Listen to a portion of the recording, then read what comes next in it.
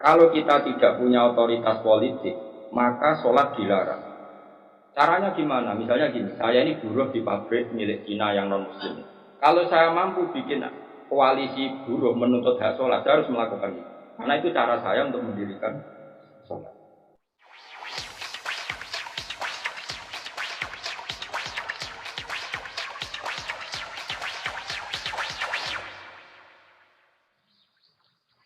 Bismillahirrahmanirrahim. Wal maqalatul hadiyata asyara.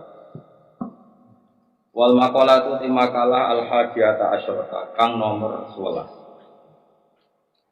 Iku ane Nabi sangat Nabi Muhammad sallallahu alaihi wasallam oleh Nabi iku dawuh. As-shalatu imaduddin. As-shalatu ta salat, ta nglakoni salat, atau merjuangno salat. Dibandingno salat. Iku imaduddin iku dadi cagak agama. Kalau kalian malih, as-shalatu ta nglakoni salat, atau jumenengi salat, utawa bela-belani salat. Iku imaduddin iku dadi cagak agama. Asluhu tegese dasare din. Fakiwa mudini mongko te jejeki agama iku lae ora ana apa kiwa mudini iku ila biha kecuali kelawan salat. Dite nglakoni salat dadi ana salat ya fasilitasi salat supaya kabeh. Kama annal baita kaya sakemene omah. Iku layakum iku ora jumeneng apa bet, ora jumeneng illa ala amudi kecuali ngatasi saka-sakane itu. Faya mengkote sholat itu tahkikun, itu nahkibna wujudna, lewat budiati maring sifat kemaulan. Dengan sholat wong ketok kaula tenan, sungkepan dan pengira. Wa ja'un lanakani li haqi rubudiati maring haqi kepengiraanane Allah. Lawat jami'ul ibadati utawi sekabiani biro-biro ibadat, iku wasa ilu biro-biro lantaran. Ila tahkiki sediha, maring nahkibno rahasia-rahasia sholat. Terus ini kalau terangkan masalah sholat imaduddin. Kalau niku lami sangat di pikiran ini dan ini pasti benar. Sing darani sholat itu nglakoni sholat. Ya sing darani sholat itu nglakoni sholat. Terus kalau mulai takbir ngantos salam itu jenenge sholat. Kemudian kita ini hidup di dunia nyata. Misalnya kena ramangan itu ora iso sholat. Kalau awak lemes itu ngadeg ora iso apa meneh sholat. Sehingga ada wasail wong kon mangan ben kuat sholat. Kemudian ada wasail lagi, misalnya gini ini pengono tenan. Nabi Ibrahim itu nabi yang luar biasa. Beliau Khalilur Rahman. Dia tahu kalau fisik manusia itu kalau tidak makan itu tidak bisa sholat. Sehingga beliau itu ngerayu pangeran, ya Allah, Rabbana liyuqimus sholat faj'al afidatam minan nasi tahwi ilaihim warzuqhum minas amar. Gusti yang Mekah, utai pecinta Mekah atau siapa saja yang Islam, niku paringi kelar mangan. Dan nak kelar mangan itu ben kelar sholat. Sehingga para ulama juga mengkiaskan, misalnya begini. Kalau kita tidak punya otoritas politik, maka sholat dilarang. Jika kita juga menjaga otoritas politik, supaya sholat itu tidak dilarang. Caranya gimana? Misalnya gini, saya ini buruh di pabrik milik Cina yang non-muslim. Gara-gara saya buruh dilarang apa? Sholat, karena mengganggu jam kerja. Kalau saya mampu bikin koalisi buruh menuntut hak sholat, saya harus melakukan itu. Karena itu cara saya untuk mendirikan sholat. Atau kalau ada umat Islam mampu kaya dan bisa menciptakan lapangan kerja dengan membolehkan sholat, maka harus melakukan itu demi tegaknya sholat. Makanya ini kelirunya kita. Nyongkone ngelakoni sholat itu pokoknya dekne dewe sholat. Dia agak mikir bahwa untuk bisa sholat itu dibutuhkan kekuatan ekonomi, kekuatan politik. Saya itu ngaji di mana-mana, saya ulang-ulang. Islam ke Selat Malaka itu Thailand sama Indonesia itu umurnya baru. Cuma kebetulan Thailand nggak milih politik, negara dikelola non-muslim. Tahu-tahu sholat itu dilarang di Thailand. Indonesia kebalikan, lah kiai ini seneng politik, keterusan nganti sana ini. Akhirnya rawali songo itu Islam lagi rong generasi. Iku wis gawe demak nopo. Wah, nanti mau sholat dilarang. Arah sholat itu jadi presiden. Jadi saya sholat malah, bupati orang sholat terserah ngarah. dipilih. Gubernur kok ora salat. Lho, malah ora dipilih. Ana cawah ayu salihah kok sing lanang ra mbebo salat, ya ora payu. Iku keterusan paham. Tapi ini mau cerita. Jadi karena redaksinya Quran itu wa iqamis sholat, mendirikan sholat supaya sholat itu berdiri, bukan kamu saja tapi seluruh negara. Dan itu dibutuhkan macam-macam tadi. Ibrahim nyontohkan kekuatan kekuatan ekonomi bahwa untuk sholat itu harus warzukum minas samarot, harus ada materi fisik, yaitu orang makan.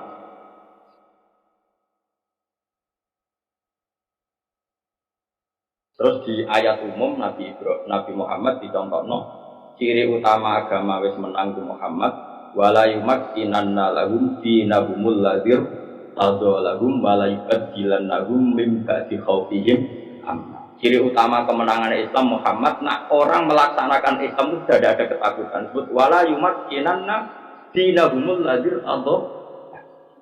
Jadi kira-kira perasaan kulo ada satu negara yang lama sekali ada Islamnya, kemudian sholat di situ takut, sama negara yang sholat tidak takut.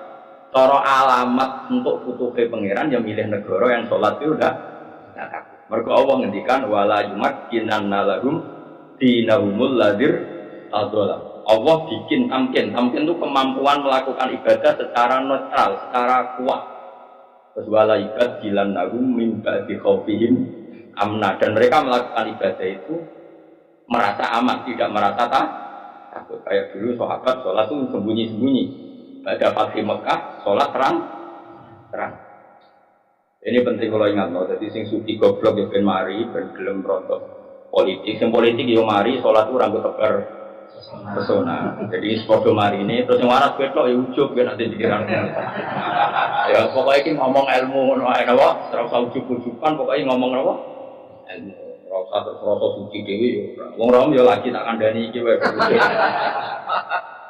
Tapi yang jelas ning ayat itu jelas ada kata-kata wala yumakkinanna lahum dinahumul ladzir tadallahum wala yubadilannahum min ba'di khaufihim am.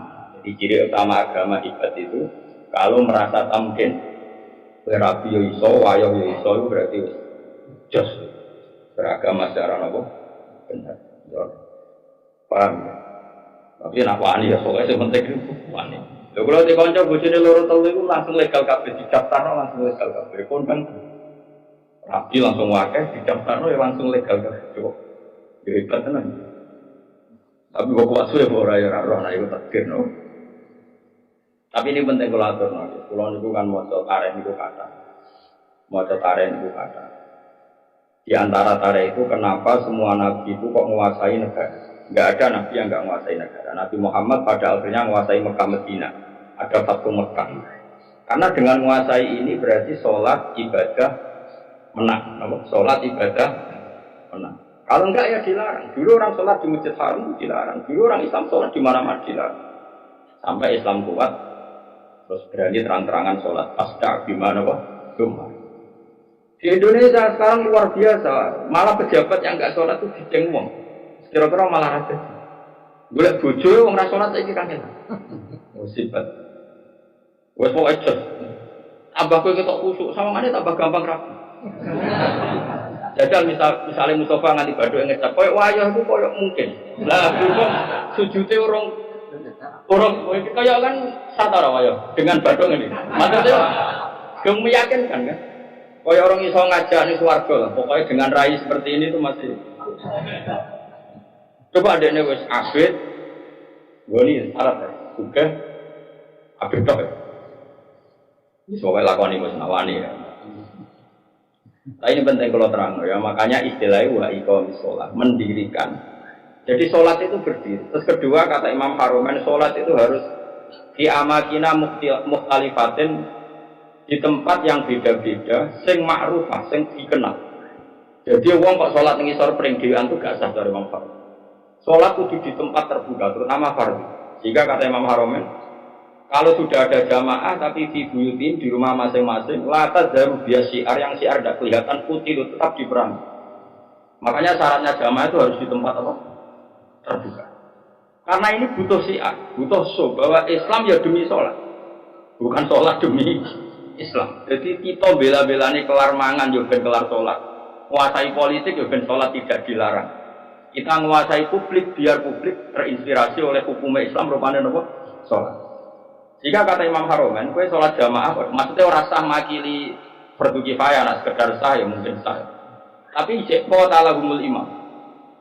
Dan Imam Haromen mensyaratkan fi amakina mukhtalifah di tempat yang beda-beda. Jadi kalau kampung itu besar, di tengah desa harus ada jamaah, di pojok-pojok yang biasa digoni berdua itu juga harus ada jamaah. Lo pernah di dekat kampung saya itu, jamaah itu satu semuanya di masjid. Saya bilang jangan semuanya di masjid. Itu yang pojok desa itu agak berdua. Aku nggak musola di situ, dibikin. Yo berdua mirip tenang.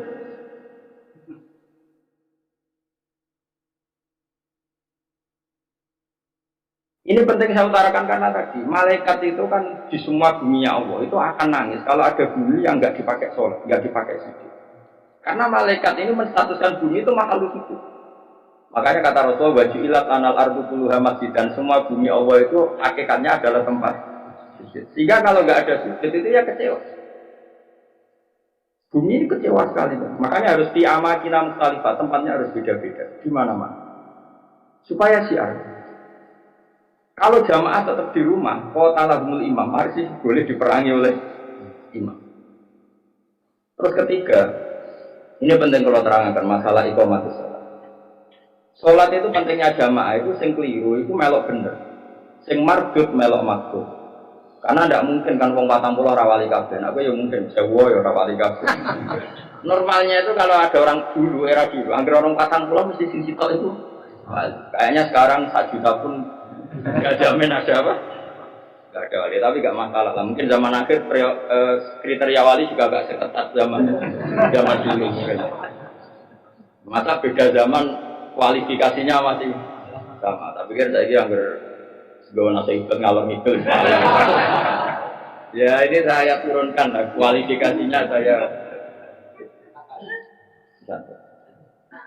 Sholat itu so bener itu baru kayak wong akeh. Dulu itu sholat itu kok caci le. Kalau nggak ada kitab, namanya ini disertasinya doktor profesor namanya Ibu Muhammad. Kalau kenal sama orangnya, dulu pernah ke Sarang, anak Syekh Rojab. Abahnya itu profesor, terus punya anak ya profesor juga. Dia nulis tentang Fiqh Imamil Haromen. Kemudian saya pernah ketemu Sarang. Saya beli kitabnya, mulai kitab disertasi doktornya sampai dia setelah jadi profesor Fikih. Dia ngarang judulnya Fiqh Imamil Haromen. Dia nganalisis cara berpikirnya Imam siapa?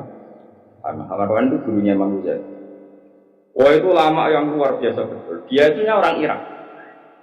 Mangkel deh, Mekah jadi kota mati mangkel ulama mandi kan. Dia udah di Mekah, mulang itu ngawur-ngawuran. Ngawur wong alim terus supaya apa yang nopo. Maksudnya ngawur itu hanya bahasa Arabe tenanan itu ismam itu butek itu ora peduli. Mulane tak terjemah ngawur, ora koyo ngawur itu ora ono biasa. Ya bahasa Arabe tenanan ismam pun kok butek dari kata apa? Sumun, enggak mau tahu. Mulang di Mekah. Ini dasar wong keramat. Mulang sing ngaji wae, sing kuwate wae. Mulang ada di jalan. Bareng Mekah wis ruame ilmu pindah dari Madinah. Gak terima dari Madinah mati ilmu. Mulane digelar imam nopo? Haromen. Semenjak itu Mekah Madinah itu ada geliat, mereka digerakkan oleh imam siapa? Wah, nak ngondikan wis kuwatare kok jadi Haromen. Ora sih. Makanya Imam Ghazali dia sering keras itu karena didikan dulu. Wah, karena jadi Imam Haromen ngamuan wong. Itu beliau termasuk yang fatwa jamaah itu tidak cukup di makan yang wahid, kudu di amkinaten mukhtalifah, di beberapa tempat yang beda-beda karena semua arduwa nggak boleh dipisahkan dari situ. Sehingga terus dia untuk gelar nopo imam nopo Haromen. Kalau ada kitab sekitar berapa jilid ya, ada 8 jilid atau 9 jilid yang kitab karangan beliau namanya Nihayatul Matlab fi Riyayatil Madhab. Itu kitab induk. Jadi Imam Ghazali alim gitu itu karena barokahnya dididik Imam siapa? Haromen itu luar biasa. Yang paling saya kenang dari Imam Haromen itu nak ngendikan gua ambek ngamuk, wis masyhur. Kok menang kalah itu ngamuk. Tapi ngamuk wong alim ya tetep keramat terus. Ben ngamuk ya kuwi cilik. Ya apa ya, koyo stres lho, modele kamu kena wong alim terus koyo merontok. Tapi ngapain wong alim itu duwe apa? Terus dia menulis faedahnya sholat. Jadi perjuangannya Rasulullah kayak begitu, sampai jihad, sampai perang, supaya sholat itu tegak. Makanya dimulai Nabi Ibrahim, kita anak beliau Nabi betul, ngendikannya Robbana liyuqimus sholat, supaya mereka melakukan sholat. Cobalah, karena mereka manusia, kasih uang, kasih makan, karena mereka kalau nggak makan nggak kuat. Robbana liyuqimus sholat, saya bela-belain mendoakan penduduk Mekah punya uang itu supaya liyuqimus. Berarti pas sholat, pas sudah tujuan kita makan adalah ben kelar. Sekarang kan enggak. Ayo sholat sih ben mangane enak. Berarti mangane ku tujuan, sholatnya ku lan. Bagus innalillahi wa inna ilaihi raji'un. Lalu kita buka Ramadan. Itu cara aku hampir mangan sih. Ojo sok busuk ora usah mangan. Ben mangan sih ben sholatnya tenang. Ayo sholat sih ben bukane tenang. Berarti kowe bela-belani mangan, sholatnya mau lantaran usum di ini kayaknya ada curah wali-wali adalah raine itu durung wali mereka itu cek salah tapi nanti kualifikasinya diturunkan jadi wali supaya gampang jadi apa